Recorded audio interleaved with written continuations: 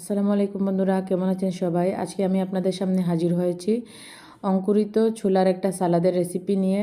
আপনারা যারা ওজন কমানোর চেষ্টায় আছেন তাদের জন্য এই সালাদটি খুবই উপকারী। আপনারা দেখতেই থাকুন কীভাবে এই সালাদটা তৈরি করা হচ্ছে।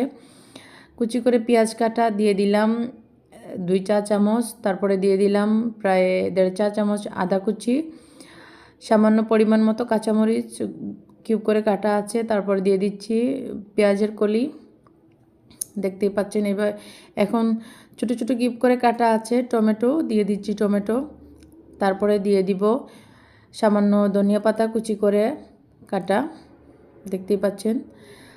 এ পর্যায়ে দিয়ে দিব পরিমাণ মতো লবণ দিয়ে ভালো করে এটা মিক্স করে নিব।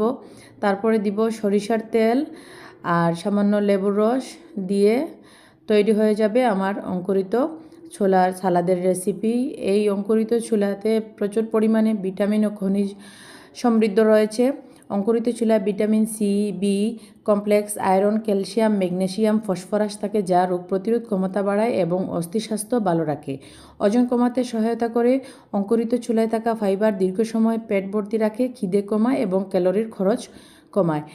এটা যদি আপনাদের ভিডিওটা ভালো লেগে থাকে তাহলে লাইক, কমেন্ট, শেয়ার